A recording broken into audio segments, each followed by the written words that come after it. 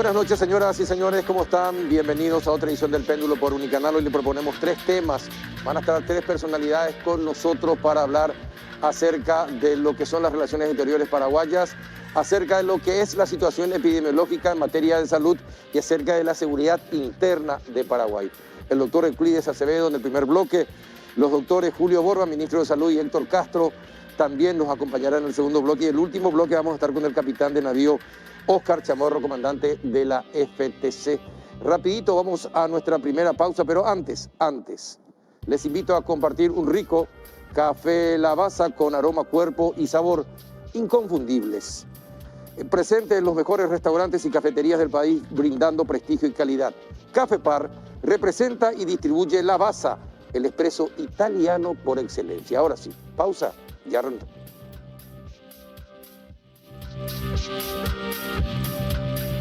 Aprovecha los beneficios de tus tarjetas de crédito regional y hace un adelanto de efectivo, hasta 10 millones de guaraníes y hasta 10 cuotas sin intereses. Conoce más detalles ingresando a www.regional.com.py o escribí al WhatsApp 071 21 90 900. Regional. Creemos en vos.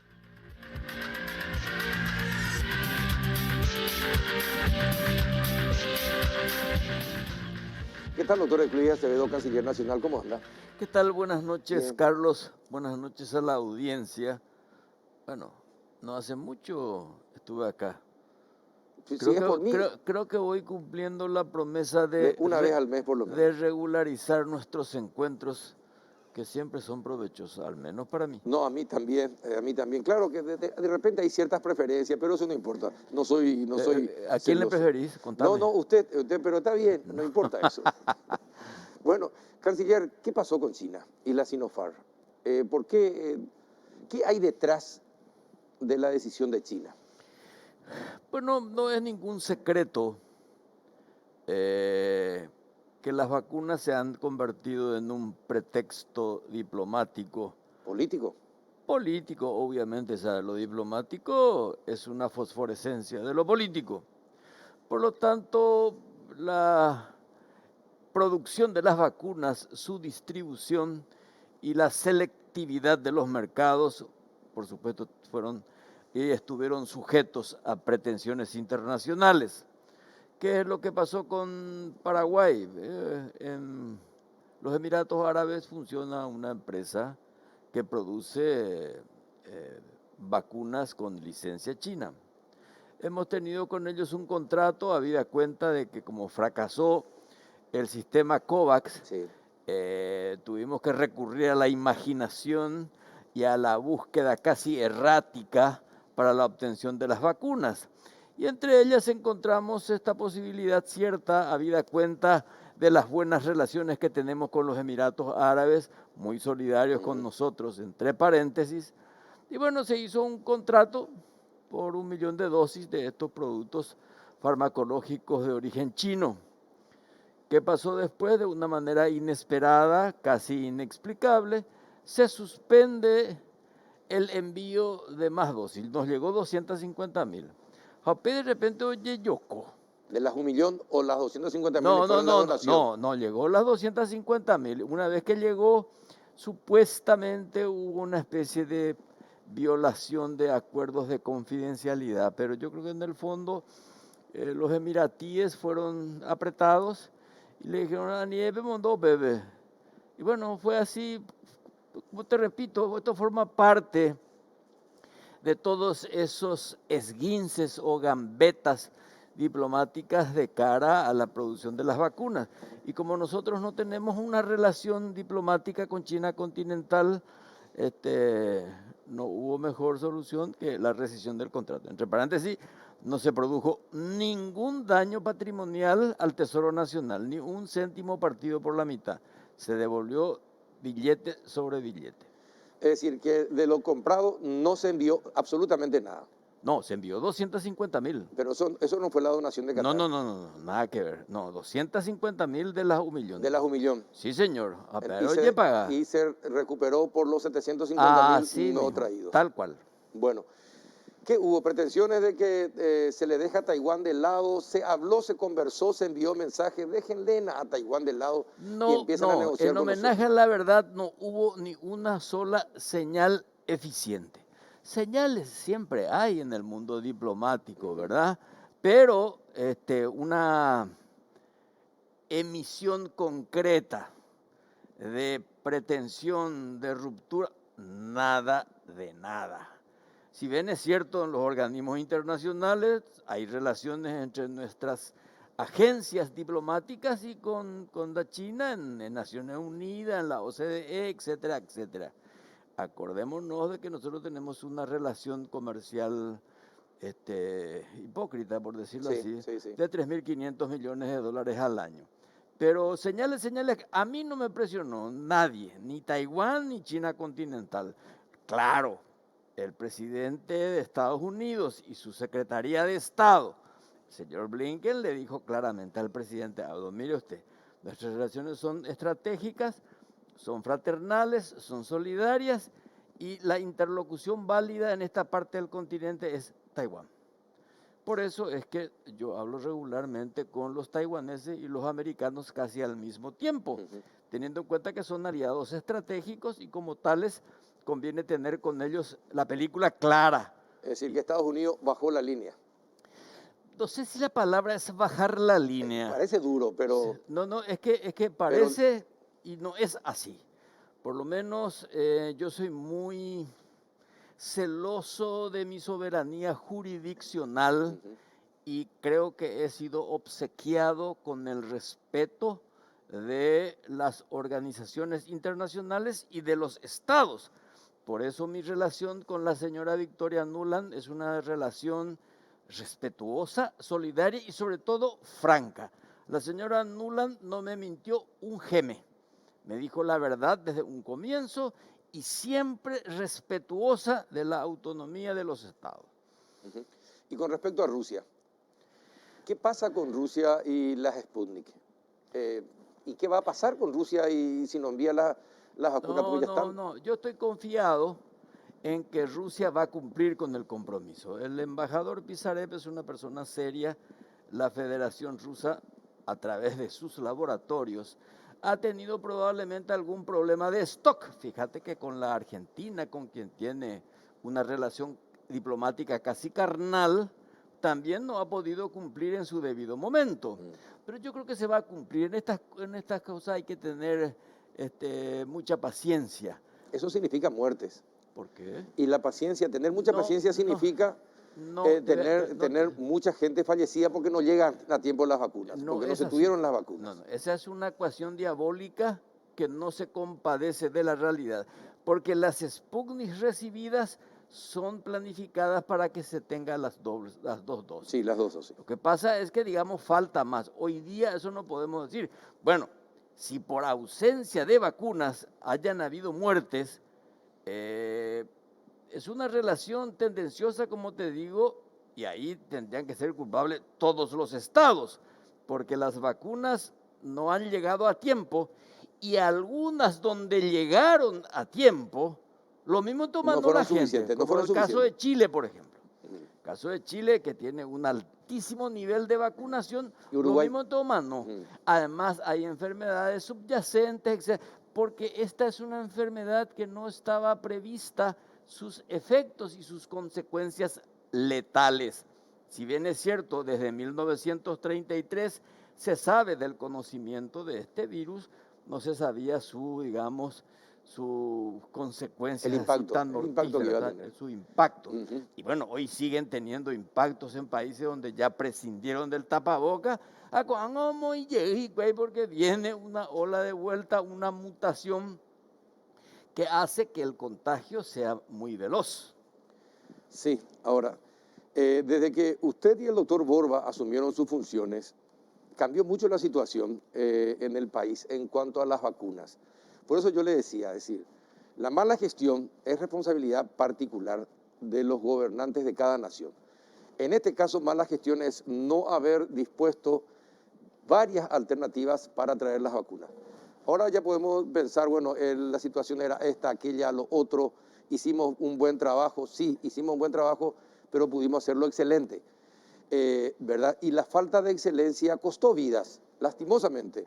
Usted seguro que tiene familiares o amigos, lo mismo me pasa a mí, lo mismo le pasa a los televidentes, habrán tenido algún que otro conocido familiar fallecido por culpa de la falta de vacunas, porque en realidad las vacunas no hacen que uno no tenga el COVID, pero sí que se pueda salvar y no pueda llegar ni a terapia intensiva. Sí, así mismo es. Mire, yo tengo hermanas y sobrinas muy cercanas que murieron al mismo tiempo. Tengo amigos entrañables cuyo viaje a la eternidad aún no los he asumido. Así. Y digo, este cochino bicho se lleva a los seres más queridos. Y en efecto, si hubiéramos tenido las vacunas con debida antelación, hubiéramos evitado no el contagio, pero la muerte como consecuencia del Así contagio. mismo. Y hay que prepararse por eso. Vemos con muy buenos ojos cuando el ministro Borba va a Nueva York y planifica para el año que viene. De la misma manera, cuando hablamos con la vicedirectora de AstraZeneca México, ella nos dijo, ahora les puedo vender 500,000 para octubre, noviembre, que ya estamos cerrando el contrato. Pero conviene que planifiquemos para el año que viene, porque esto va a continuar y es preferible que las vacunas sobren en vez de que falten. Exacto. Por otra parte, cambiamos de tema, dejamos el tema de vacunas. La deuda de Itaipú.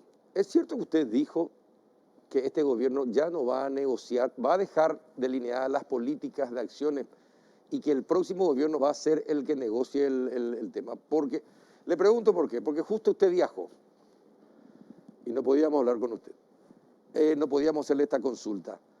Y muchos técnicos señalaron que hay negociaciones que este año se tienen que cerrar por el tema del precio de la energía o de la potencia de energía que adquieren Itaipú y Eletrobras.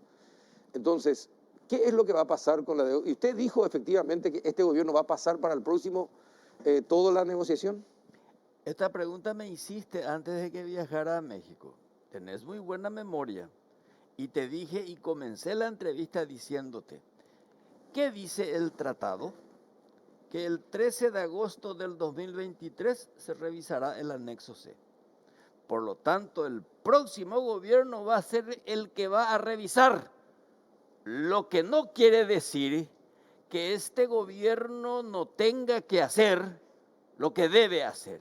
Y lo que debe hacer son combinaciones y acuerdos puente. ¿Qué es el acuerdo puente?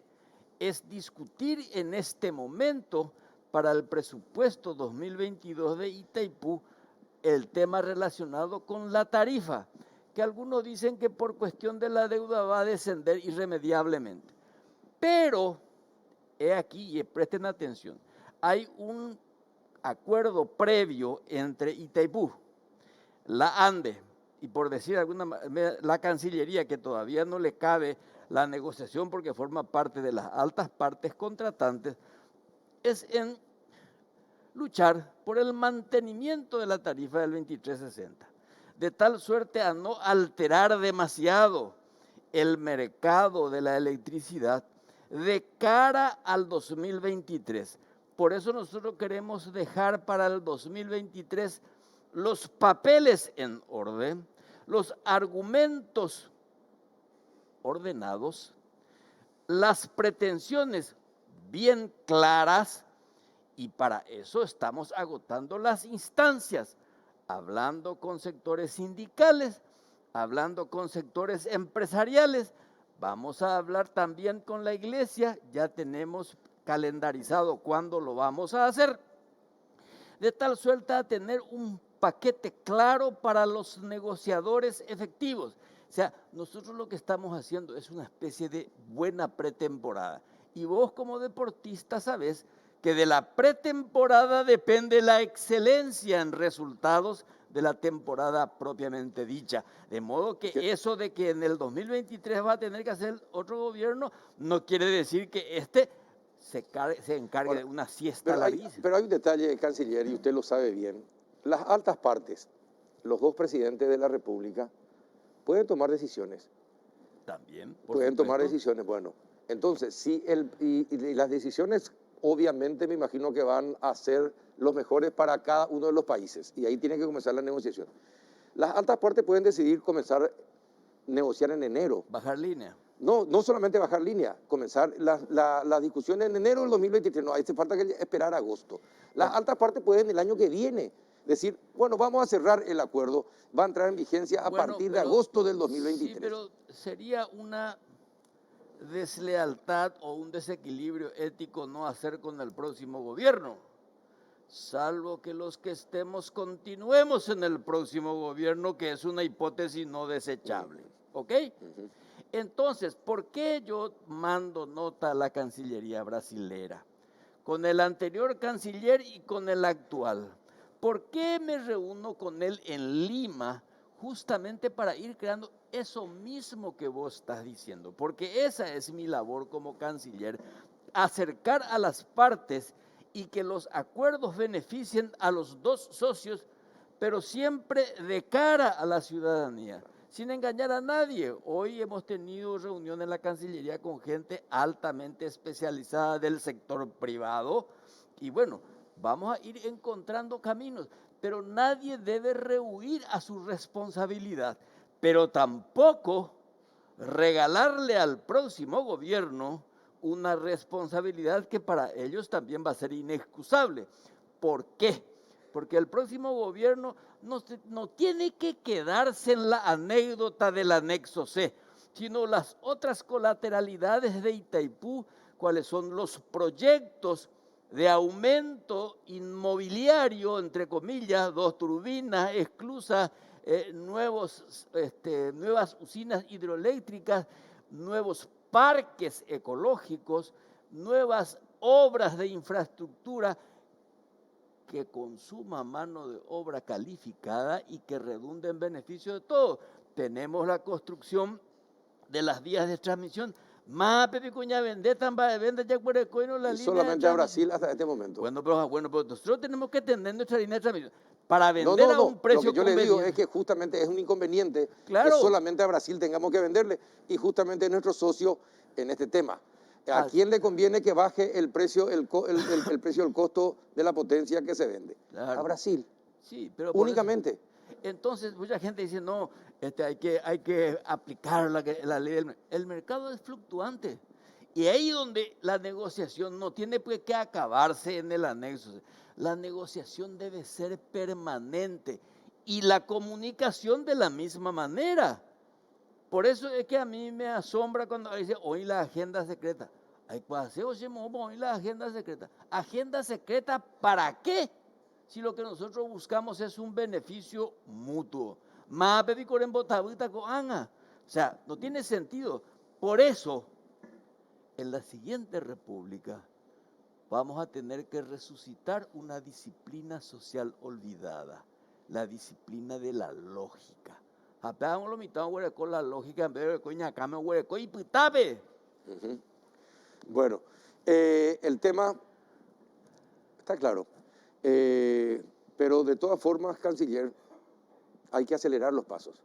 Hay una estrategia para negociar la potencia en septiembre de este año Sí, sí y hay. que tenga que ver y que tenga directa relación con las negociaciones que se tienen que firmar en el Por 2023. eso a mí me gustaría, te propongo algo, Carlos, que nos invites al DGP, director general de Itaipú, Paraguay, al presidente de la ANDE, 2 personas altamente competentes, altamente comprometidas con la negociación inteligente, y si vos querés yo de testigo o animador, porque hago la Le tomo la palabra para el próximo miércoles. Nada, Para el próximo miércoles. depende de Al director ellos. paraguayo de Itaipú, al presidente de la ANDE. ANDE. Y usted, perfecto.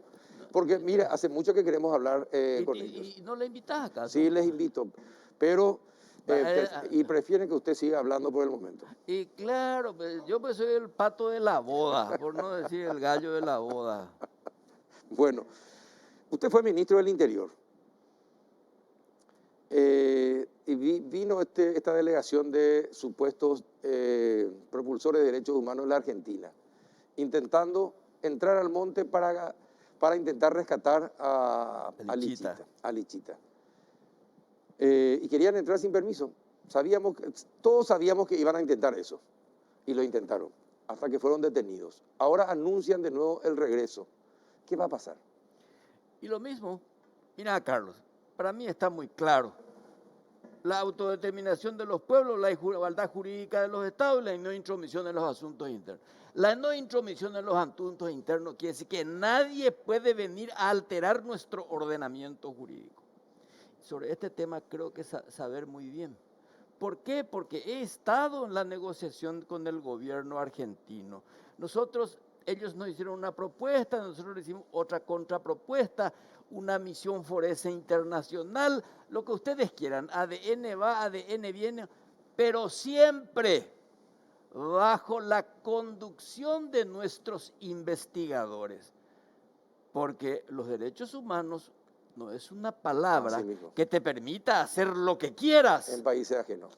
Para nada. Los derechos humanos son imprescriptibles, pero deben someterse a la soberanía jurisdiccional de cada estado. De modo que si estos que vinieron quieren volver a venir con las mismas pretensiones y sin los requisitos satisfechos, van a tener que ser echados de vuelta. ¿Y quién les dio el estatus de supuestamente ser dirigente en cuanto a derechos humanos? Pasen de país, amigo, porque hubo cartas también de acá, de esa comisión de prevención de la tortura, cartas bastante insolentes, porque en el mundo de los derechos humanos lo que uno debe buscar es la verdad. Por eso en la Segunda República los argumentos tienen que someterse o deben someter a la mera amenaza, la razón a la interjección. De modo que, mi querido amigo, los derechos humanos buscan la verdad. Entonces, pactemos, negociemos, convivemos y busquemos científicamente la verdad. Pero eso yo en nombre del derecho humano, ayuda y quien decora, perfecto. ¿Y qué piensa de lo que está ocurriendo? De 2-3 meses para a esta parte, aumentaron las acciones de los grupos guerrilleros, porque son 3 grupos guerrilleros ya allá en el norte. Aumentaron significativamente, pusieron bombas, mataron policías, militares, entraron en estancias, quemaron artefactos, maquinarias, etcétera, etcétera, etcétera, de manera continua en los últimos 3 meses. ¿Cómo se puede, qué entiende de esto el gobierno? Bueno, yo no puedo opinar sobre eso porque estoy en las generales de la ley. Pero me imagino que se dialogará. Sí, entiendo y sigo de cerca como cualquier ciudadano paraguayo, pero yo creo que el Ministerio del Interior, la Policía, la SENAD, los Servicios de Inteligencia y la FTC están haciendo todo lo que están a su alcance. Lo que nosotros no podemos tolerar es que los poderes fácticos tengan que estar por encima de la ley y por encima de lo establecido por nuestro ordenamiento jurídico. La política criminal del gobierno es intransferible. Por eso también en la Segunda República no vamos a estar a merced de la bruma de los generales de facto ni de las organizaciones irregulares. Entonces, creo que nosotros tenemos que darle el máximo respaldo a nuestros organismos de seguridad. Y ya en la última parte de esta entrevista, canciller, a ver, usted tiene una buena noticia que darnos. Sí, señor. A ver, ¿a qué se refiere? ¿Cuál es la buena noticia que nos va a dar? Y mañana me convertiré en un agente aeroportuario. Desde temprano voy a estar para recibir las 6.000 dosis de Colombia, las 252.000 de AstraZeneca de España, mañana, y donde seguramente el señor embajador español hará el anuncio de otra cooperación de igual o mayor monto. Y la próxima semana, pues tendremos las 100.000 dosis de Moderna, que es una cosa muy importante, sobre todo para las embarazadas. De modo que vamos a tener entre cifra más, cifra menos, vamos a tener 200, 500, 600.000 dosis entre esta semana y la siguiente, que va a permitir que la ciudadanía se aboque a vacunarse y convertir la esperanza en una quimera, sino en un deber venturoso. Y, por supuesto, las llegadas de las Pfizer que están aseguradas semanalmente. Eso ya sabemos, eso de por sí. Y te digo más, si querés jugar, oigo me coba pendiente ahí, en cualquier momento que tuvo güey, vea, de 225 o 250.000, ¿te acordás? Sí, sí, sí. Pero con el sistema COVAX ya... Y bueno, vamos a darle por el momento un regalado silencio. Pero tampoco perdamos las No, esperanzas. no, Acabo tampoco. de decirte No, que es un... tampoco podemos perder la esperanza. Es un compromiso que tienen. ¿O cumplían años? Ojalá que algún día cumplan. ¿O cumplita? Esa es la esperanza. Canciller, muchísimas gracias por venir. Como siempre, y espero que No, convoques a está los... para el próximo miércoles está. Bueno, pero si Usted, yo voy a estar solo... No, haga usted por favor de productor. Entonces hable con el director paraguayo de la Itaipú y con el presidente de la ANDE. De calidad y tedio.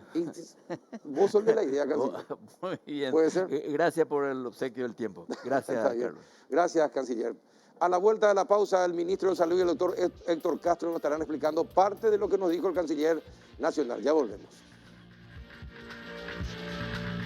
Vení a Bristol y aprovecha el agosto liquida. Las cuotas más bajas en todos los productos. Vas a encontrar la mayor variedad en televisores, celulares, equipos de sonido, notebooks, lavarropas, heladeras y mucho más. Además, todo lo llevas sin entrega inicial. Escucha esta super oferta. Celular Samsung M12. Precio normal 18 cuotas de 220.000 guaraníes. Ahora, solo 18 cuotas de 139.000 guaraníes. Contactanos ya al WhatsApp 0991-670-000, llamando al 519-4000, también a través de nuestras redes sociales o comprando online en www.bristol.com.py. Bristol, la mejor casa de electrodomésticos del país.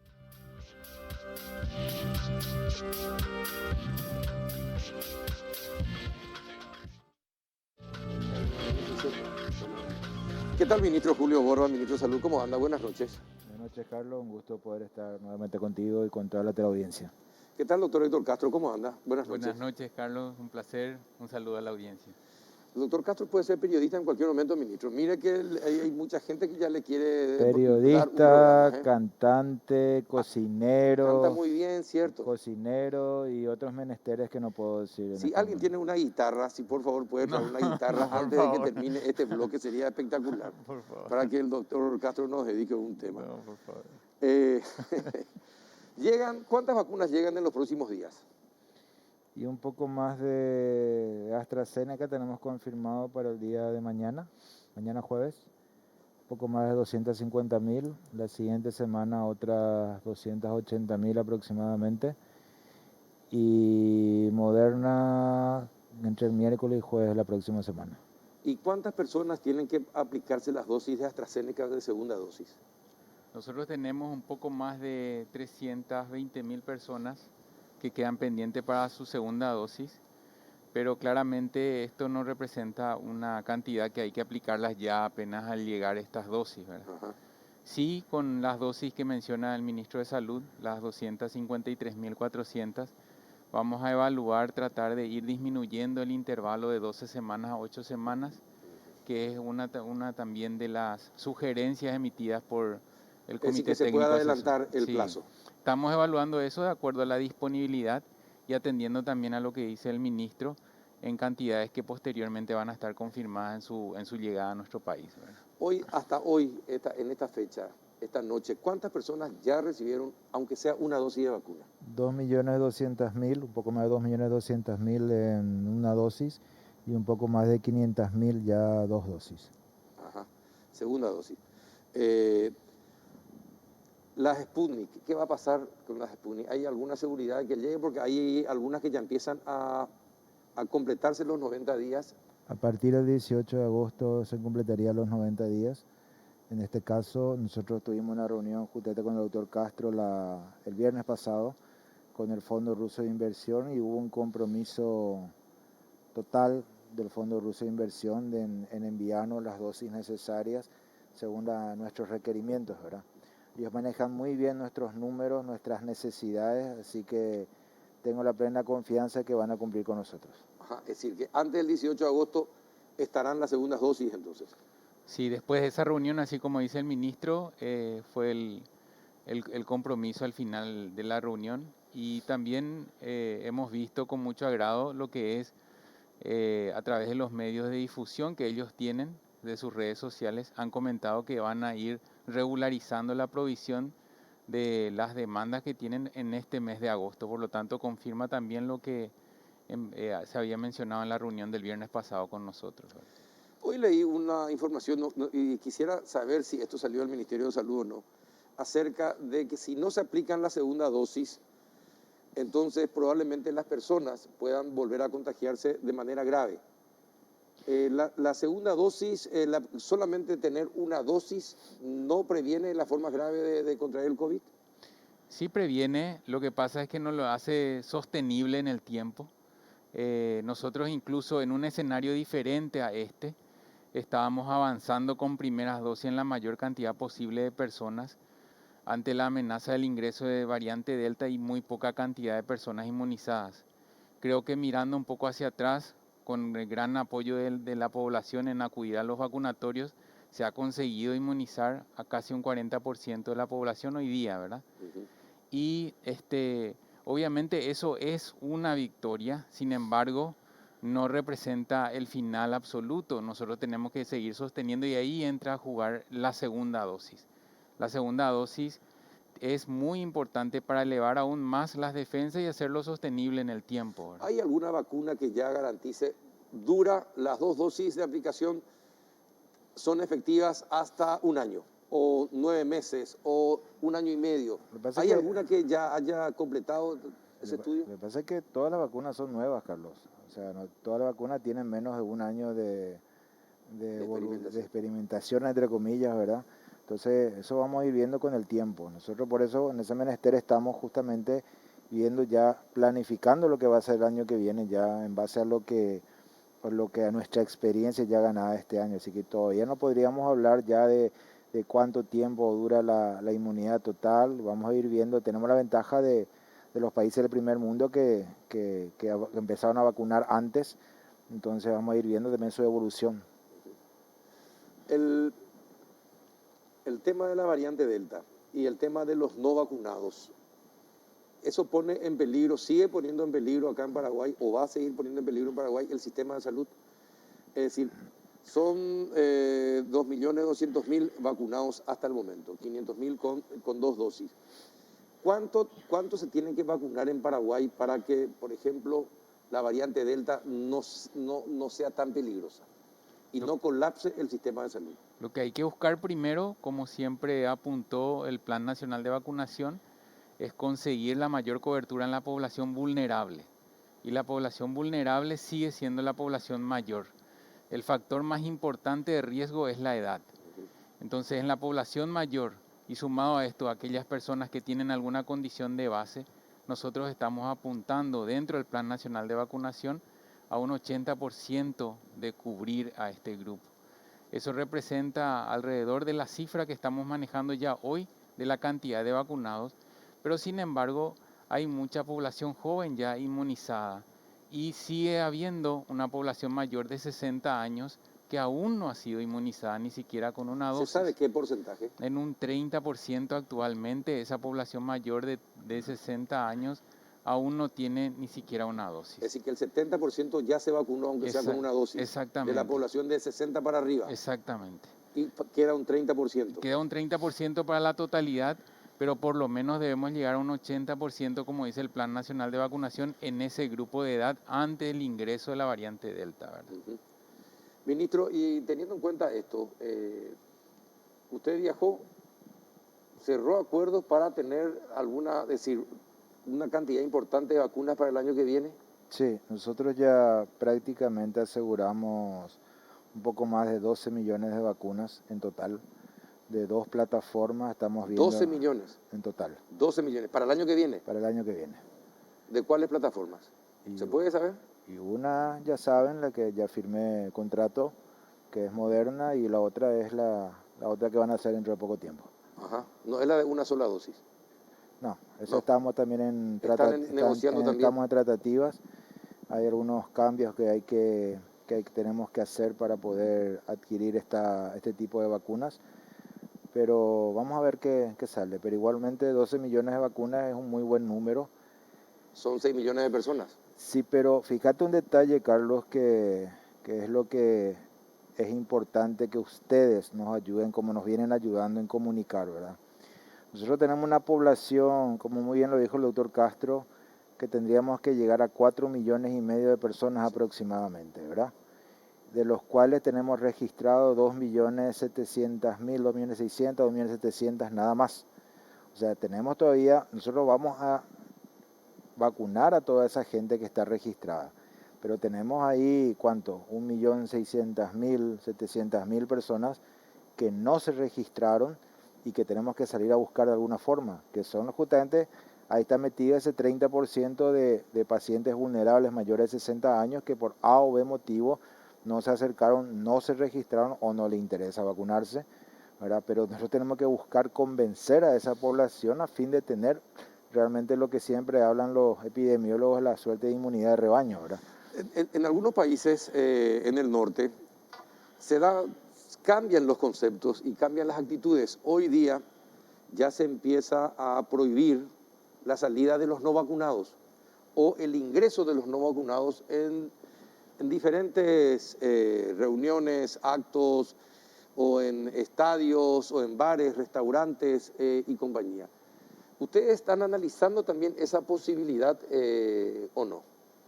Mira, vos te estás refiriendo más bien a algunos países de Europa, porque Sí, en y también Nueva York que ya ha sacado Nueva tomó la York lo decisión. que solicitó es que vuelvan a usar tapabocas, ¿verdad? Sí, pero también ya prohibió el ingreso en bares, restaurantes y teatros de los no vacunados. Ok, pero Nueva York tiene una ventaja.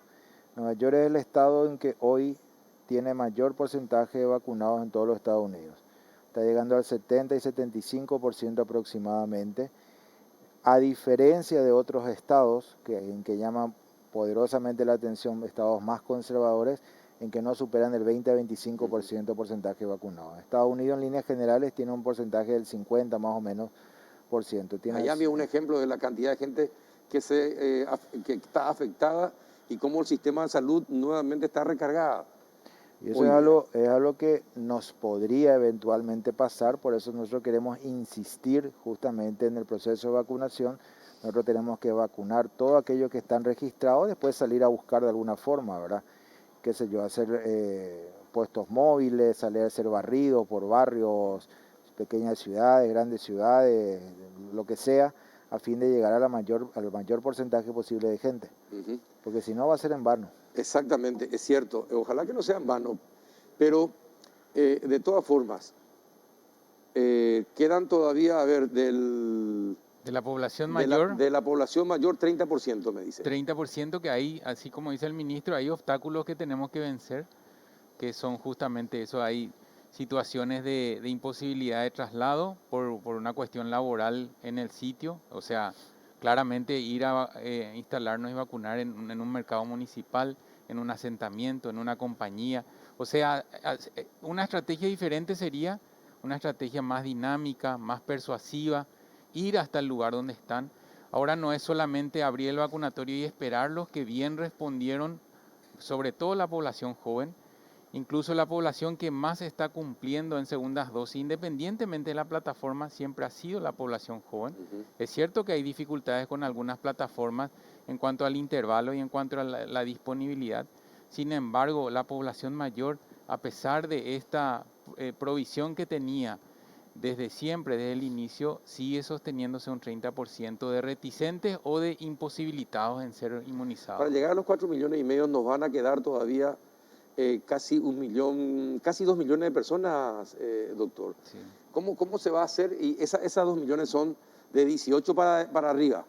Exacto. No son los menores de 18 para abajo. No, son de 18 para arriba. Bueno, ¿y cómo va a conseguir, cuál es el sistema que se utilizaría para tratar de que se vacunen? Porque no se vacunan. Hay muchos, creo que hay un 30% de gente que no se puso su segunda dosis hasta este momento. ¿Es así? 20% de lo que está rondando. 20%. 20%, estamos llegando al 79-80% con las segundas dosis. Tenemos la esperanza de que sea nada más que un pequeño traspié de esta gente y que, bueno, invitamos a que vaya los otros días, por favor, a recibir su segunda dosis. Tenemos que entender que esto nos va a dar mayor seguridad tanto para su persona como para su familia y su entorno, ¿verdad? Porque si no, otra vez vuelvo a repetir, ya creo que lo dejó muy en claro el doctor Castro, no es suficiente probablemente una dosis. Es mejor que no tener nada, por supuesto, pero no es suficiente. Así que ahora que tenemos la vacuna es el momento de aprovechar y vacunarse. Doctor, ¿y cómo van a hacer las personas mayores de 60, ubicarlas? Va a ser todo un tema. Va a ser todo un tema, pero ya el doctor Castro con el PAI y con el doctor Sequera están trabajando en una suerte de campañas que vamos a hacer apenas terminemos toda esta población que está registrada, que es la que quiere vacunarse realmente. Entonces, posteriormente, como te dije, vamos a salir, tenemos compromiso de los supermercadistas, del gremio de supermercados, que nos van a poner la logística, vamos a instalarnos ahí. Ahí acuden 3.000, 4.000 personas por día. Bueno, va a ser un momento ideal también en el mercado 4, en el mercado de abasto, sí, que a veces la gente no quiere dejar su lugar de trabajo porque, bueno, pierde dinero probablemente, no quiere perder su puesto. Vamos a salir en móviles, o sea, brigadas móviles. Es un poco más lento a veces el proceso con brigadas móviles, pero es la única forma que estamos viendo, ¿verdad? Nosotros tuvimos bastante éxito este jueves y viernes pasado, por ejemplo, en Pozo Colorado, instalamos una brigada móvil y a todas las vialeras, a toda la gente de la zona se acercaron y una muy buena cantidad estuvimos vacunando también, gente que trabaja en las vialeras, y vamos a usar todas las estrategias posibles a fin de llegar. Igualmente, Carlos, recordar que el porcentaje de vacunación en sí en otros países del mundo no supera 50-60%. Ese es lo máximo, sí, que llega en la mayor parte. Uruguay llegó al 60%. Sí, pero Uruguay son 3 millones de habitantes y tienen un país, un tercio de lo que es el nuestro, un poquito más fácil a veces llegar en Uruguay. O sea, con poca cantidad de vacunas también pueden solucionar muchos problemas, pero vamos a tratar de llegar a la mayor cantidad posible. Los sectores indígenas, ¿cómo están siendo vacunados los pueblos indígenas? Se están vacunando, acá Héctor les puede explicar mejor. Es todo un tema, sí, con el sector indígena, porque el promotor tiene que ir a hablar con el cacique local, el líder, sí, convencerle, y después recién que han visto bueno, permiten el ingreso de los mismos para poder hacer el proceso de vacunación. Ajá. Claro, eso es lo que está ocurriendo en regiones que tienen una experiencia fabulosa, como por ejemplo Boquerón, que no sé si recordás que nosotros teníamos límites de edad para vacunar. Sí. Sin embargo, en esas regiones era muy difícil de aplicar porque una vez que se autorizaba el ingreso se tenía que hacer la vacunación de toda la comunidad.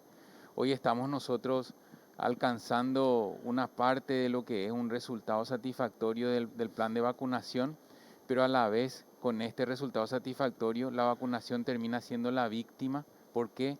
Porque al no percibirse el peligro hay un relajo de las personas. Hay dos situaciones donde realmente se genera ansiedad en conseguir la dosis, que es cuando se advierte mayor cantidad de muertos, de internación o el ingreso de variante Delta, que fue donde se volcaron la mayor cantidad de personas. Y la otra situación es cuando se sienten amenazados en la disponibilidad de las dosis, donde van todos, ¿verdad?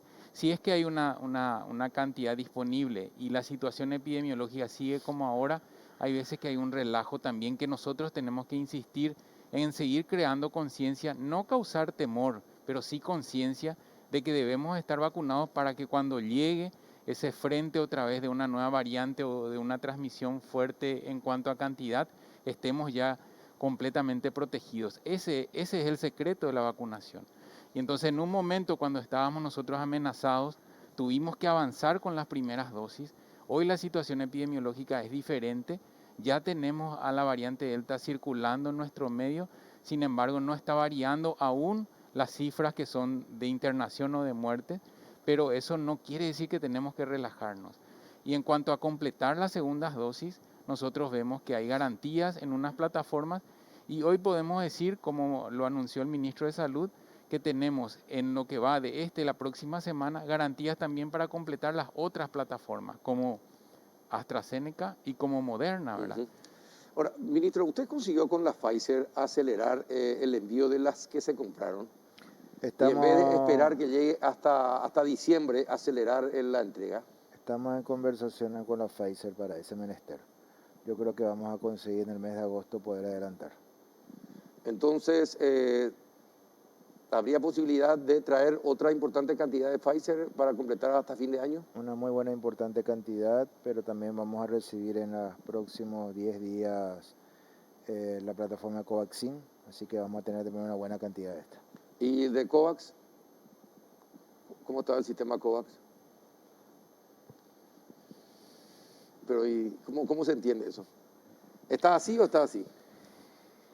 Mira, Carlos, recibimos confirmación por vía mail del próximo envío de la cuarta ronda de entrega de COVAX con las cantidades y la plataforma, pero todavía no tenemos fecha. Es decir, estamos en lo mismo de siempre, sin fechas. Supuestamente agosto, Supuestamente agosto. pero no sé si recibiste algo nuevo. No. Lo que usted sabe, ministro, pero es la plataforma y la cantidad, pero no tenemos fecha confirmada. ¿Cuál plataforma sería? Y esa plataforma, recordás que nosotros habíamos ampliado nuestro pedido en relación a otras probabilidades, sí, porque ya tenemos una capacidad logística y en ese punto entra también Pfizer, ¿verdad? Pfizer. Pero estamos esperando esa confirmación. A mí me hablaron de la posibilidad de conseguir entre 250.000 y 300.000 dosis de Pfizer por el sistema COVAX. 225.000. ¿Cuánto? 225.000. Por el sistema. Y esas podrían llegar en los próximos días. En 3 meses. En 3 meses. Y bueno, y hay que seguir esperando. El mayor fracaso de todos los sistemas es el COVAX. Por lo menos para Paraguay. Yo creo que para varios países de la región. Yo creo que ya elevamos nuestra voz de protesta, ya no sé qué decirte, Carlos.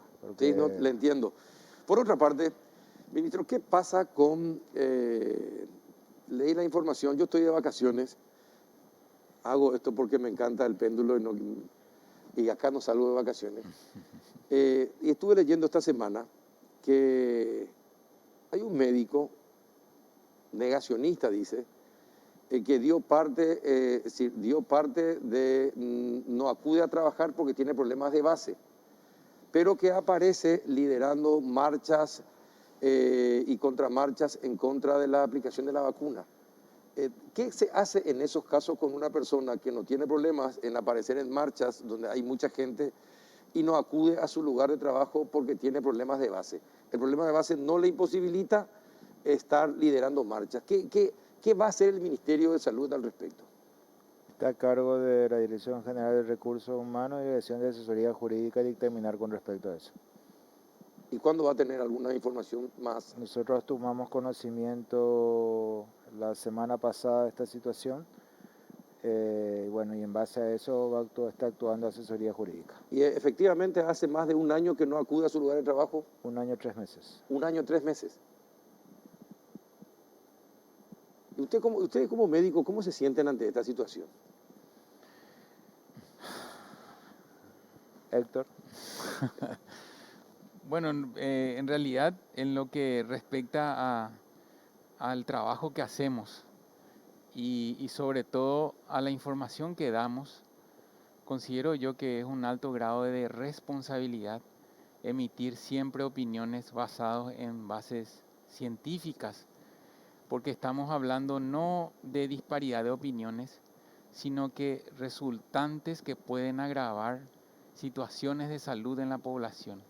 Entonces, emitir una opinión, muchas veces uno debe tener la plena conciencia de que hay personas que están escuchando y que pueden discernir como sí o no, y muchas de ellas también pueden aceptarlo como un consejo. Y en salud eso es muy importante. Nosotros estamos entrenados para el debate de opiniones diferentes en un ambiente científico, que eso siempre lo hacemos en las reuniones clínicas, en todos los estamentos de lo que es la ciencia. Sin embargo, cuando va a emitir uno una opinión, siempre tiene que basarse en lo que son evidencias científicas, porque hay una población que está esperando ese consejo y consideramos sumamente importante y absolutamente responsable que todas las opiniones estén basadas en evidencia científica, ¿verdad? Como lo está demostrando también la pandemia, ¿verdad? Y una cuestión de respeto también, Carlos, a todos los colegas que están dando la cara en la trinchera, ¿verdad? ¿Cuántos colegas están dando la cara en los momentos que todavía no estaban vacunados, todavía se sentían hasta, si se quiere, indefensos, ¿verdad? A pesar de tener todos los equipos de bioseguridad y el respeto también al personal de blanco que cayó en el medio de esta batalla. Duele un poco, duele bastante en realidad. Y sí, me imagino. Por otra parte, los accidentes de tránsito, tenemos que hablar también de ese tema. ¿Qué se puede hacer con el tema de accidentes de tránsito? Y ya es una cuestión de salud pública. El tema de accidentes de tránsito en Paraguay ya es enfocado así. Es otra pandemia, Carlos, es otra pandemia que no logramos superar todavía. Solamente en el mes de abril, mayo y junio del 2020, por primera vez en la historia tuvimos camas de terapia intensiva libres en el hospital de trauma. Por primera vez en no sé cuántos años. Se redujo ostensiblemente la cantidad de accidentes de tránsito, hubo mayor control, la gente no salía efectivamente, pero posteriormente a eso volvimos a totalmente la normalidad de siempre. Es hasta simpático ver, Carlos, que en las calles habrás visto la gente en moto sin casco, pero con tapabocas. Sí, o llevando el casco en el codo. Pero con tapabocas. Sí. Veamos el lado positivo. El de COVID no se va a enfermar. De COVID. Bien, señores, muchísimas gracias por venir. Ministro, muchas gracias. Que siga teniendo éxitos en la adquisición de vacunas. Doctor Castro, gracias también a usted por estar plenamente en contacto. Sé que somos hinchas. No. Me imagino que desde las 4 de la mañana ya no le dejan dormir, pero es muy importante lo que comunican ustedes desde el Ministerio de Salud y por eso la gente acude. Ustedes traen tranquilidad y la gente necesita de tranquilidad en este momento. Así que les agradezco que estén con nosotros. Es un honor estar contigo, Carlos, una vez más. Gracias, ministro. Muchas gracias. Gracias, doctor Castro. Gracias, Carlos. Si me permitís también cómo no, recordarle a la gente Se salvó porque no hay guitarra. Se salvó. Mañana continúa la vacunación, segundas dosis de Pfizer. Hay que recordar que el intervalo es de 21 días, pero si no pudo asistir previamente, puede asistir en estos días que quedan. No hay que perder esa oportunidad.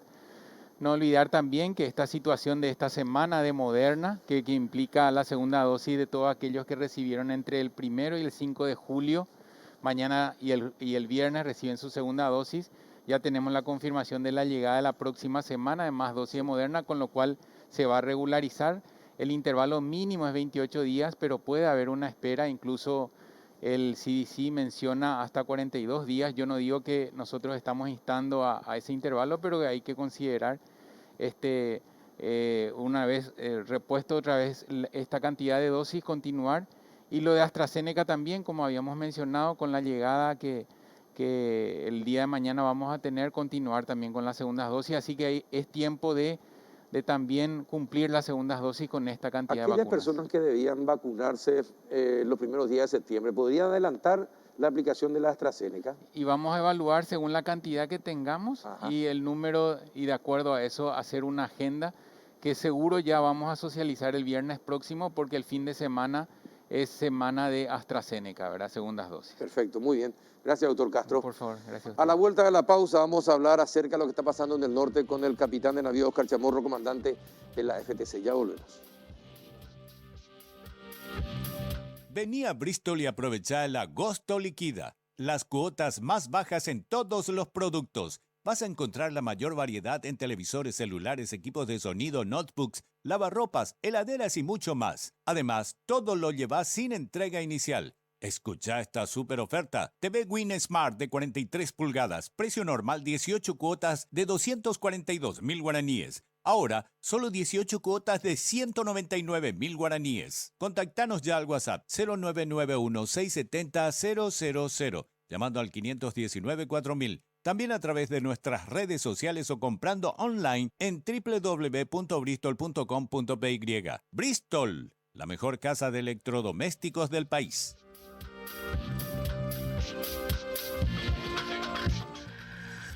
Y ya estamos en comunicación vía Zoom con el capitán de navío Oscar Chamorro, comandante de la Fuerza Aérea Conjunta. Comandante, buenas noches, gracias por estar allí. Buenas noches, a las órdenes, Carlos. Bueno, comandante, de un tiempo a esta parte, desde hace 3, 4 meses aproximadamente, aumentaron las acciones de los grupos guerrilleros en el norte. No solamente ya cobran el impuesto revolucionario, como ellos dicen, sino hicieron muchas apariciones en estancias, quemando maquinarias, agrediendo a los peones, y también ya realizaron enfrentamientos con la policía, pusieron bombas, mataron militares.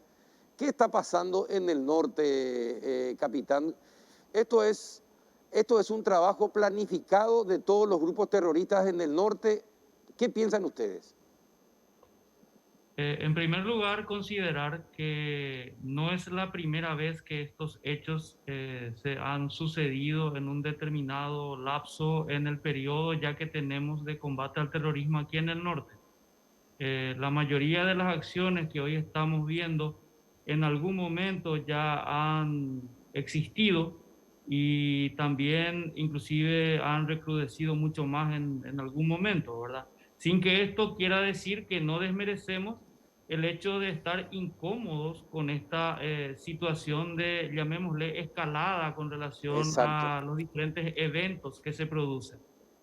Hay un análisis al respecto, no precisamente va por el lado de la articulación coordinada entre los grupos, sino más bien es intentando ambos grupos demostrar algunas cuestiones, digamos, para sobreponerse ellos a los golpes que habían recibido.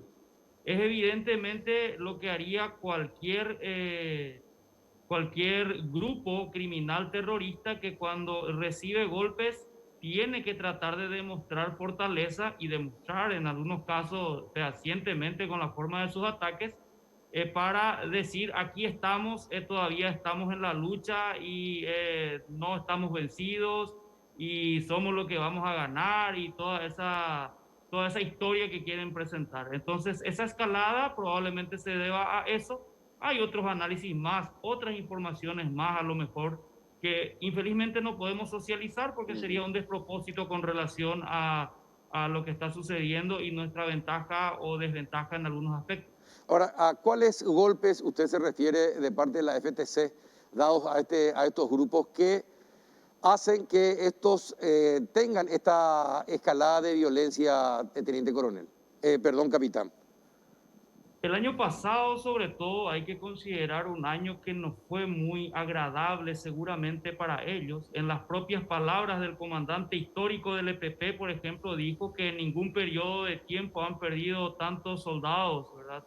Y recordando que de 9 neutralizados el año pasado, entre abatidos y capturadas, 8 fueron vinculados al grupo terrorista y uno justamente el líder del ACA. Entonces, no son seguramente situaciones cómodas para ellos, para el ACA perder a su comandante y para el autodenominado EPP perder el equivalente a más o menos el 25% de su efectivo. Y nunca antes habían sufrido ese tipo de daños en cantidad. Entonces, no creo que haya sido una situación cómoda para ellos. Ellos evidentemente no están todavía desactivados. Todavía, a pesar de esos golpes que recibieron, tienen la capacidad de poder reaccionar y de hacer algunas acciones terroristas y están queriendo demostrarlo ahora. Bueno, es decir, acá estamos y no nos vamos a entregar, vamos a seguir con nuestras acciones. Es el mensaje a pesar de los golpes que reciben. Sí, y yo quiero decirles también, ¿verdad? Que pienso que ellos son más o menos, no sé, vamos a suponer 20, 22 personas. Ahora, no entregamos, ahí se me cuera. Si ellos piensan que van a quebrar nuestra voluntad de lucha con este tipo de acciones, al contrario, se lo debemos a quienes ellos criminalmente han atacado, a traición, como se diría, y se lo debemos a esos nuestros héroes hoy día que ya no están con nosotros, continuar en esta lucha, y nosotros no nos rendiremos, absolutamente. No van a conseguir quebrar la voluntad que tenemos de conseguir el éxito de la misión. Esté quien esté, la institución militar no se va a rendir. Usted sabe que la cuestión política también es muy importante y hay sectores que usted sabe, capitán, perfectamente, que hace mucho tiempo buscan que la FTC deje el lugar. Me imagino que el gobierno también evaluará esa situación. ¿Cómo respondió el comandante en jefe ante estos últimos hechos y cuál es la recomendación que les dio el comandante en jefe? En primer lugar, la de un apoyo. Sinceramente, como siempre suelo decir, la institución militar es un poco prescindente de gobierno porque está subordinada a la nación paraguaya, a los poderes del Estado. No obstante, en este caso específico, nuestro comandante en jefe, el presidente de la República, tiene una particularidad que la tropa aprecia mucho. ¿Y en qué consiste eso? En que en las buenas y en las malas, él visita, está y demuestra físicamente inclusive su acompañamiento en las diferentes circunstancias que se presentan en el combate aquí en el norte. Por lo tanto, lo que ha hecho fue eso, venir a dar el apoyo principalmente a nuestros soldados que están arriesgando su vida para cumplir esta misión asignada. Ajá. ¿Y cómo se sienten cuando desde diferentes sectores políticos del Congreso algunos están bregando para que desaparezca la FTC?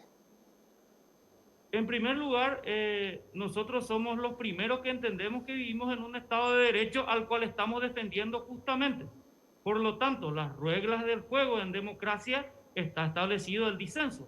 En ese disenso las cosas se resuelven por la vía democrática. Nosotros naturalmente aceptaremos la discusión como tiene que ser y la decisión del nivel político que corresponda. Nosotros somos ejecutores de la intención política del Estado paraguayo como un todo, no solamente del Ejecutivo. Por lo tanto, estamos para finalmente, dentro de ese espíritu democrático, acatar lo que se determine. Capitán, estas bombas que mataron militares, ¿la acción es del EPP, es del ACA, es del Mariscal López? ¿De cuál de los sectores? Todavía estamos estudiando, pero podemos tener suficientes indicios por la capacidad y el área en donde ha ocurrido que podría estar orientado a una ejecución por parte del EPP. Esto significa que ellos siguen con sus prácticas y cursos de explosivos, evidentemente, porque este fue un impacto muy fuerte el que detonó para destruir prácticamente el camión en el que se movilizaban los militares y matar a los militares. Esto significa que hay dentro del EPP, se puede suponer que hay nuevos explosivistas, capitán. Bien, recordando siempre que el ABC del terrorista o guerrillero, una de sus primeras enseñanzas es saber fabricar explosivos caseros, como se dice, o improvisados es la palabra más correcta, para causar este tipo de daño. Por lo tanto, no podemos descartar de que hayan aprendido un poco más, como también hay que considerar de que nosotros tenemos algunas personas vinculadas que todavía están activas, que históricamente han utilizado bastante este recurso de los explosivos. Desde el inicio, recordando el secuestro del senador Fidel Zavala y muchos otros incidentes más con explosivos. Sí, efectivamente. Y el ataque a la subcomisaría de San Alfredo y al vehículo de la policía, ¿es también del EPP o es de otro de los grupos? No queremos adelantarnos todavía a decir es de tal o cual grupo porque queremos ser serios. En primer lugar, porque todos se merecen la seriedad en cuanto a ofrecer la información veraz. Y nosotros necesitamos tener hechos que nos constan, elementos que nos constan y no solamente un análisis muy deductivo para poder determinar la autoría de esta acción, por cierto, bastante deleznable. Y eso lo vamos a tener en unos días más. Pero teniendo en cuenta los casquillos de las balas, ¿esos fueron usados en otros eventos de alguno de los grupos? Es es... justamente lo que vamos a determinar. Resulta ser que criminalísticamente, o sea, el órgano técnico es Sí, criminalística de la Policía Nacional y lleva un proceso que tiene su tiempo para que sea realmente valedero, sea válido ese resultado. Entonces estamos aguardando, en unos días más seguramente tendremos un poco más de claridad al respecto. ¿con cuántos hombres, bueno, si se puede dar alguna cifra, con cuántos hombres cuenta la FTC en el norte para enfrentar a estos guerrilleros? Tenemos aproximadamente 900 hombres, ¿verdad? Fluctúa un poco a veces, pero tenemos 900 hombres. Alguno dirá, pero ¿cómo? Ese viejo comandante es hombre para la hora de ahí ofrecer una ventaja al enemigo allá. Pero bueno, lo que tenemos también es una ley de acceso a la información pública en donde uno puede entrar en las planillas respectivas para ver las asignaciones y ahí ya uno puede contar la cantidad, por lo tanto no es ningún secreto. Somos más o menos 900 personas asignadas al combate al terrorismo y al crimen organizado en la modalidad Comando de Operaciones de Defensa Interna, Fuerza de Tarea Conjunta. Ajá. ¿Es suficiente, capitán, para usted como comandante? ¿Es suficiente 900 o cree que debería contar con más hombres? Resulta ser que simpático hasta si se quiere a veces. Si yo hablo con mis pares de los Estados Unidos, por ejemplo, a veces en una función equivalente a la que yo tengo, y estamos hablando de Estados Unidos, y le va a decir que le falta medio y le falta personal. Siempre. A Estados Unidos y nada. Siempre va a ser a lo mejor no lo suficiente, pero la idea es reducir la brecha de lo que tenemos con lo que idealmente deberíamos tener. Creemos que hay espacio todavía para mejorar en esa parte, tanto en medios de recursos humanos como también en medios y capacidades. Ahora, hay que entender que no es traer nomás gente. La gente que viene tiene que tener la logística adecuada y los medios adecuados. Voy a poner un ejemplo burdo. ¿De qué me sirve tener mucha gente si no tengo suficiente cantidad de vehículos para desplazarlo en forma segura y eficiente? ¿De qué me sirve tener mucha gente si es que no tengo los elementos de control suficiente, de comando y control suficiente para poder asegurar la acción efectiva de esta gente? Y hay muchas otras cuestiones más. Por lo tanto, no se trata simplemente de cargar y cargar y cargar gente. Tiene que ser una estrategia inteligente en ese sentido. Ajá. Pero ¿hay hombres como para seguir integrándose a la FTC en Paraguay o hay que prepararlo todavía, capitán? La guerra en sí, el conflicto requiere una preparación permanente. En este caso, en la, llamémosle retaguardia, que es un poco más alejado de los 3 departamentos donde estamos operando, las Fuerzas Armadas cumplen con su función de ir preparando justamente los reemplazos de quienes estamos acá, como también eventualmente aumentar el efectivo. Ese proceso de preparación es continuo, se hace incluso en otros países a través de gente que mandamos becado, a través de mucha gente que mandamos al exterior justamente para capacitarse y nutrirse de la experiencia de otros países. Entonces eso también es un proceso y tenemos gente para ir aumentando cuando podamos equilibrar recursos humanos y medios disponibles y capacidades disponibles para esos recursos humanos. ¿Con cuántos cuarteles se cuenta en el norte entre San Pedro, Amambay, Concepción y parte de Canindeyú? ¿Con cuántos cuarteles se cuenta en esos departamentos, capitán? Bien, hablando de la Fuerza de Tarea Conjunta, nosotros tenemos básicamente 7 instalaciones más, aparte 7 asentamientos más militares, aparte de la central que se encuentra en Arroyito. Eso es lo que compete a la Fuerza de Tarea Conjunta. Las Fuerzas Armadas tienen otras unidades que están desplegadas también, pero obviamente la función principal de esas unidades es justamente la de reclutar, adiestrar y equipar los miembros y las fuerzas para colocar a disposición del comando combatiente que somos nosotros. Entonces, nosotros tenemos 7 a 8 unidades desplegadas. Sí, pero esos cuarteles están disponibles como para que en un momento determinado puedan trabajar conjuntamente en un operativo con la FTC. Trabajamos de hecho coordinadamente, solamente que el foco de la misión y la configuración del equipamiento y asimismo también el tipo de recursos humanos que tiene está orientado a otro tipo de misiones, no es la única misión que tiene las Fuerzas Armadas. Sí, por eso. Entonces, por eso tenemos que armonizar muy bien esa parte. Ajá. Es un montón de misiones que cumplen también esas unidades que están en estos 3 departamentos que no pertenecen precisamente al mando orgánico de la Fuerza de Tarea Conjunta. Hay informaciones proporcionadas por la persona detenida en Villeta, capitán, y que concierne y podría ser útil para la FTC. Bien, esa parte no la manejo muy, digamos, claramente porque entenderás de que nos dividimos el trabajo acá y es más bien una tarea investigativa y de inteligencia que recae en los órganos de inteligencia del Comando de Operaciones de Defensa Interna, específicamente la Unidad Antisecuestro de la Policía Nacional y el Batallón de Inteligencia Militar. Por lo que me compete a mí saber, la persona ha colaborado, pero digamos, la información disponible que pueda tener a lo mejor ya no es más tan accionable tácticamente. Ajá. Pero no pudieron encontrar y detener a otros 5 que estaban siendo buscados por el Departamento Central, capitán. Esa información yo no la manejo, como te digo. Primero que fuera ya de mi área de responsabilidad geográfica y también está fuera del ámbito de mi responsabilidad funcional, como te digo.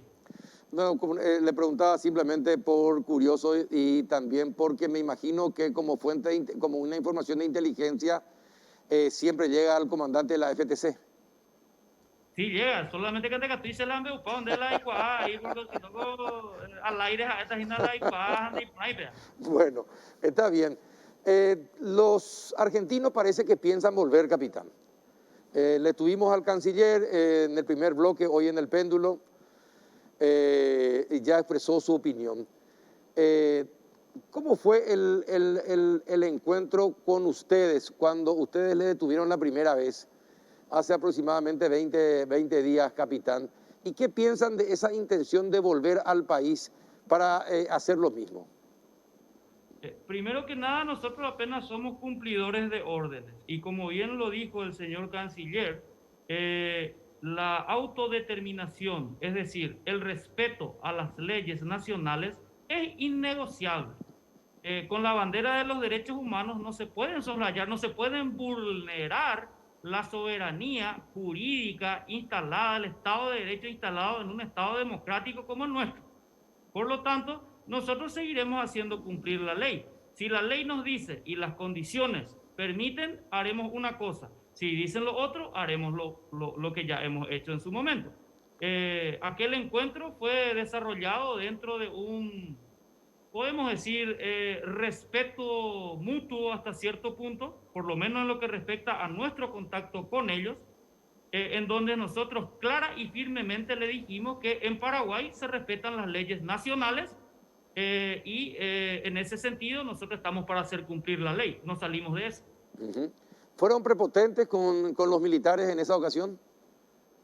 Bien, justamente nosotros nos hemos tomado también los recaudos como para poder registrar todo lo que estaba sucediendo con Novío y con la ñereí, de uno u otro bando.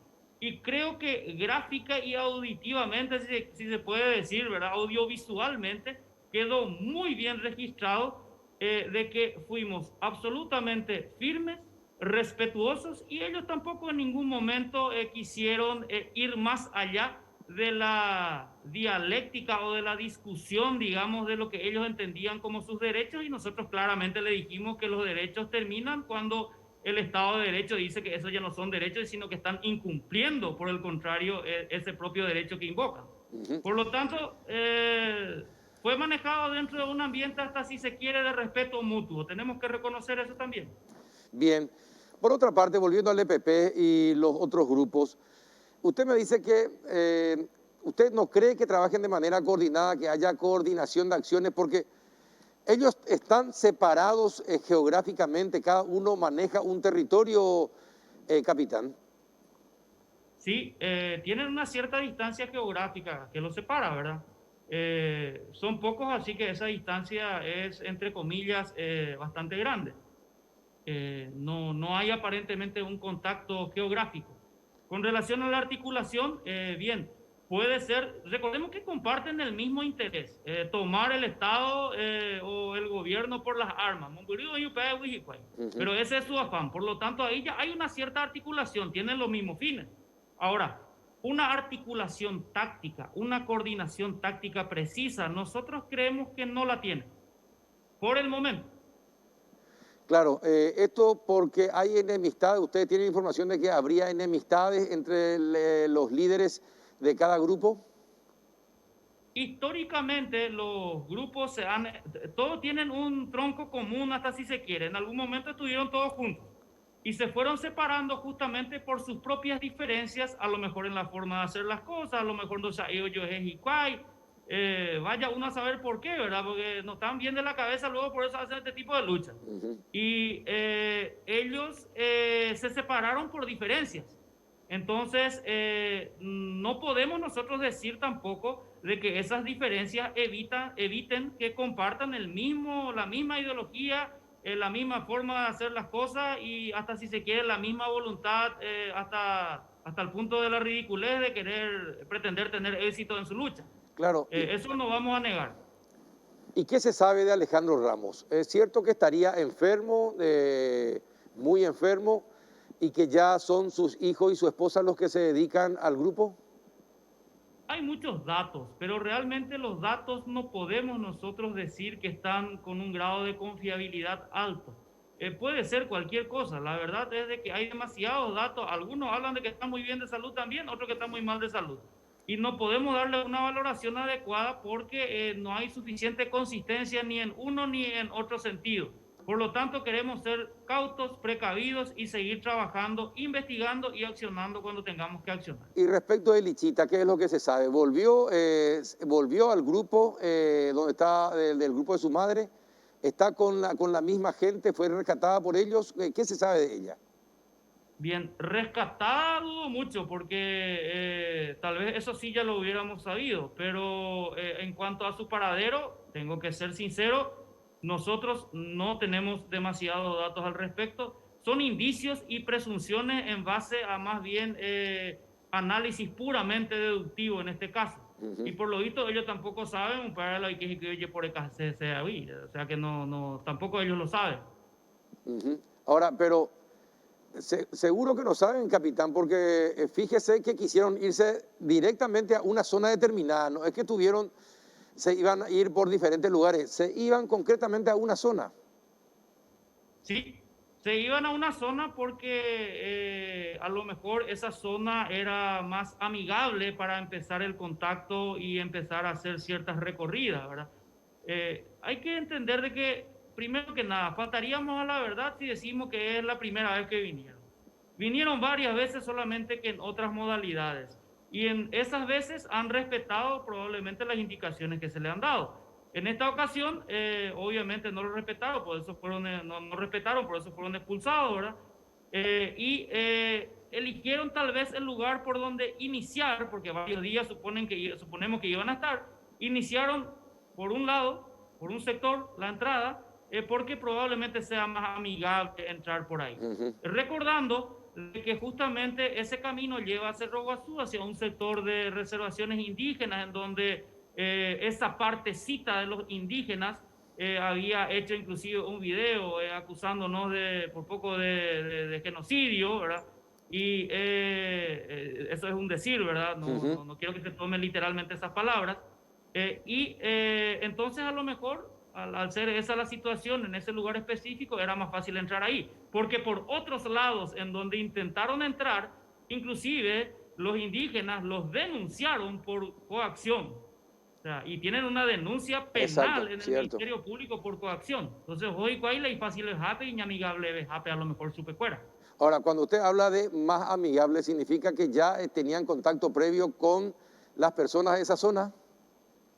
Y presumimos que sí. Previo me refiero a veces anteriores, ¿verdad? Exacto. Porque de hecho el video que fue, digamos, hecho, presumimos, digo, porque no sabemos, ¿verdad? La ciencia cierta, yo por lo menos no puedo afirmarlo taxativamente. Tal vez ellos hayan estado presentes por ahí, ¿verdad? O por lo menos escucharon en todo caso. Y si uno escucha de que está hablando mal de la Fuerza de Tarea alguien, entonces, como mínimo, Entonces, ellos y como mínimo a lo mejor es más amigable con ellos. Claro. ¿El ataque en San Alfredo fue obra de uno de estos grupos guerrilleros o pudo haber sido hecho por algún grupo del crimen organizado? Todavía no podemos decir eso en forma plena. Quiero pedir la disculpa del caso en ese sentido para ser serio y aguardar hechos y datos concretos científicamente analizados para poder determinar la autoría de este hecho criminal. ¿Y por qué consideran que podría ser un hecho de un grupo del crimen organizado también, capitán? Bien, no quiero referirme a este hecho específicamente, pero cuando sucede algo aquí en el norte, de cualquier acto criminal, siempre tenemos que tener en cuenta de que hay que analizar seriamente las cosas, porque tanto terrorismo como crimen organizado comparten el mismo espacio geográfico, coexisten en el mismo espacio geográfico y hay demasiados problemas también asociados al crimen organizado. Por lo tanto, siempre hay que tomar con pinzas y ser serio, primeramente analizar bien y luego presentar una hipótesis en base a lo más acertado o lo más preciso que podamos tener en ese momento. Bien, y ya en estos últimos segundos del programa, capitán, ¿algún mensaje que usted quiera dar como comandante de la FTC al pueblo que en este momento y a los televidentes que le están observando? Repitiendo siempre algo que ya me habrán escuchado decir muchas veces, ¿verdad? Primero que nada, no van a quebrar la voluntad de vencer. Segundo, tal vez no seamos lo que queremos ser todavía, pero ya no somos lo que antes éramos. Por lo tanto, la lucha va a continuar y no tenemos que perder la fe y la voluntad de vencer. Somos paraguayos y unos cuantos criminales no van a hacer que nosotros nos rindamos. Bien, capitán, muchísimas gracias por este contacto una vez más. Siempre un placer charlar con usted. A las órdenes, Carlos. Un abrazo, señor. Muchas gracias. El capitán de navío, Oscar Chamorro, comandante de la FTC. Pasó volando este programa del péndulo, por lo menos para mí, porque fue sumamente instructivo y muy agradable tenerlo al canciller nacional, a los doctores Julio Borba y Héctor Castro, y por último al capitán de navío, Oscar Chamorro, con las últimas novedades de los temas más actuales en nuestro país. Hasta el próximo miércoles.